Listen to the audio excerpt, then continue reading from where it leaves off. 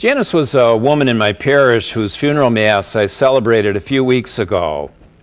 She had a wonderful husband, Doug, and two teenagers in high school. One played football and the other played soccer. Janice was diagnosed with cancer 2 years ago and remained so strong and so positive throughout the ordeal. She beat the odds and lived a full year beyond what was anticipated by her doctors.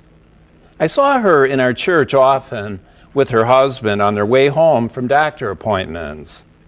I was so impressed that she made these visits to pray not only when she received bad news, but also when she received good news.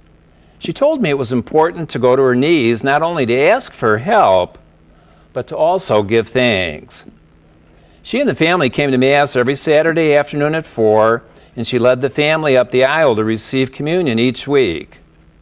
A few weeks ago, Janice died on a Saturday afternoon, right around 3:30, the time she normally headed to the church for the 4:30 Mass. I announced to everyone at the Mass the following week that a good and faithful Christian woman went home to God. Janice taught her family and all of us in the parish how important it is to stay close to the Lord during the tough times of life.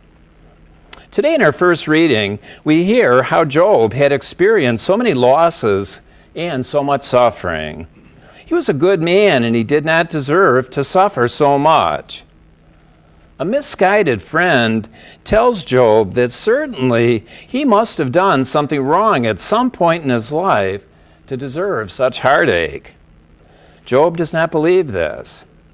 He is bitter, he is angry, he is weary and despondent, and he is far from patient, but he does remain faithful to the Lord.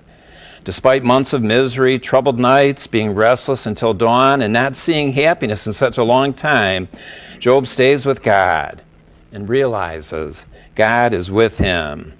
In the end, Job realizes life is mysterious and complicated, and we need to trust.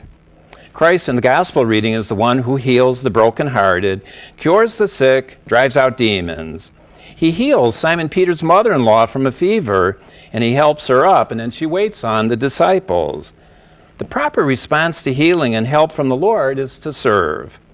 St. Mark uses the phrase, he helped her up, or he raised her up, a term similar to that which was used later to describe the resurrection of Jesus.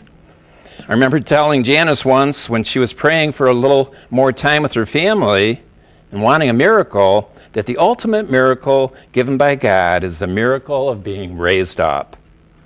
Many of you in the television audience are familiar with suffering and sorrow like Job, like Janice, and like Peter's mother-in-law. Mark tells us Jesus makes time to pray in the face of suffering. Pray today that you may remain faithful to the Lord. And be confident that he is with you to help you, and one day he will also raise you up.